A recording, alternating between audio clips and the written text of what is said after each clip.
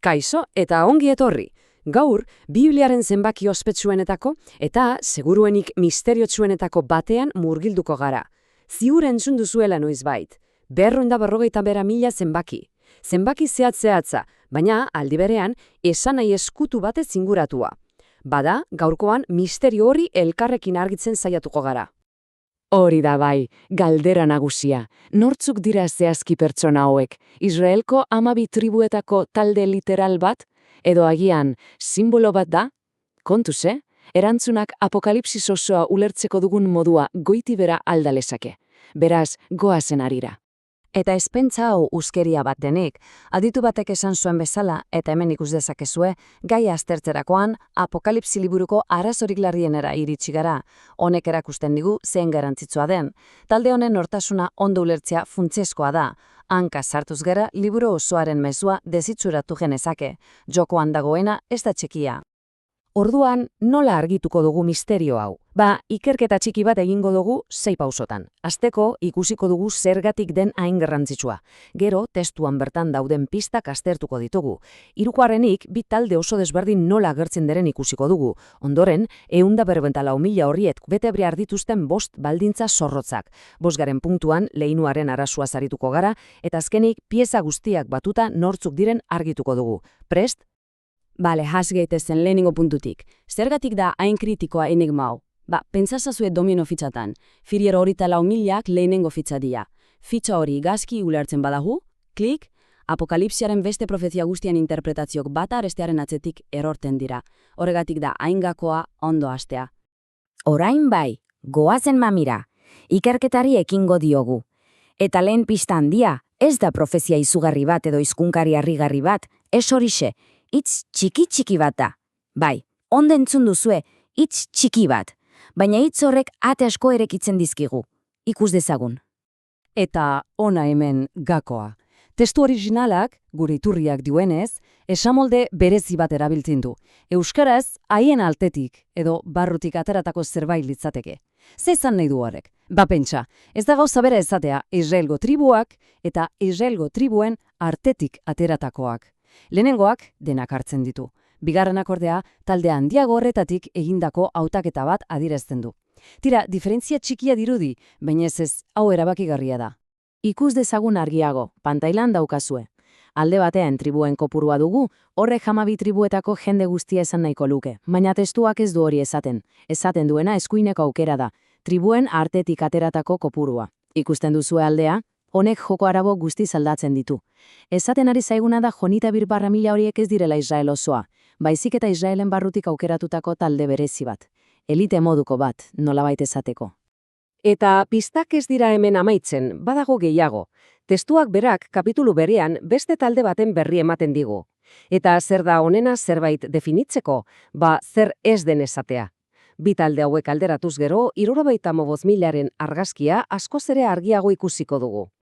Begiratu taula honi, oso argigarria da. Alde batetik, gure junta gorreta 5.000. Jatorria, Israelgo tribuen artetik. Kopurua, zehatza, junta gorreta 5.000, ez bat gehiago ez bat gutxiago. Eta egoera, lurrean daude, sigilatu berriak. Orain, konparatu dezagun bestaldean agertzen den jendetza handiarekin. Haien jatorria, mundu osoko nazio, tribu eta hizkuntza guztietatik. Kopurua, inor zenbatu ezin zuena, hau da, izugarri handia. Eta egoera, adi, hauek sada zeruan daude, jainkoa gurtzen, beraz, ezin dira talde bera izan, ezta, argi eta garri.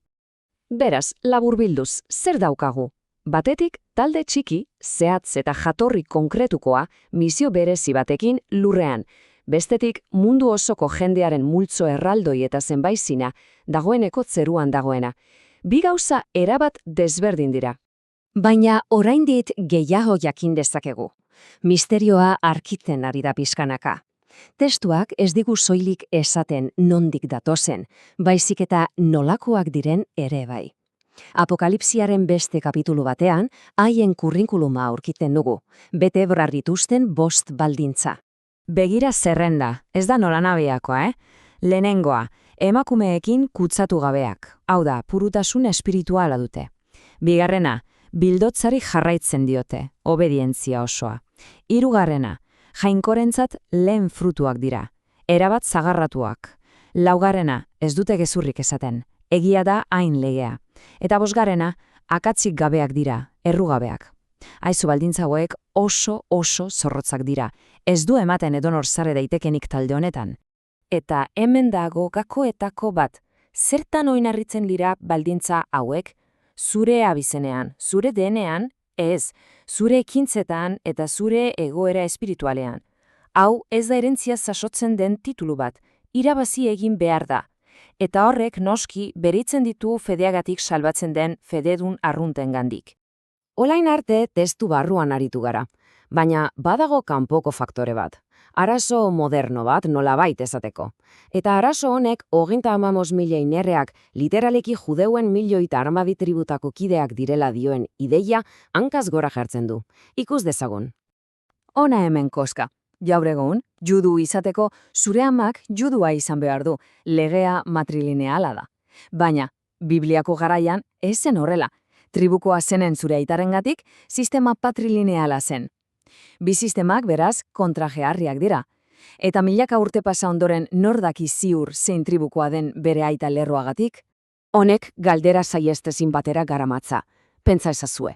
Gaur egun aitaren leinua sarraitzea ia ezinezkoa bada, nola demontre aurkituko ditugu adibiez Zabulonen tributik 12.000 gizon zehatz, edo Aserren tributik beste 12.000. Logistikoki eta historikoki ezinezkoa dirudi, ezta?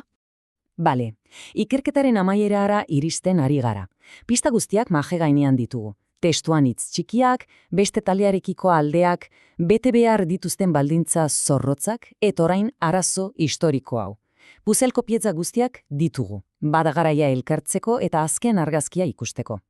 Goazen errepaso azkar bat egitera. Zer ondoriozta dezakegu? Bat, ez dira herri oso bat, hautaketa bat baizik. 2, ez dira zeruan dagoen jendetza handi hori. 3, sarrera proba gogor bat gainditu behar dute beren ekintzekin. Eta 4, gaur egun ezinezkoa litzateke beren leinu literala balieztatzea. Beraz? Hona hemen gure ikerketaren ondorioa. Iturriak dioenaren arabera, 270.000 ez dira talde etniko bat, zenbakia simbolikoa da. Nor dira orduan?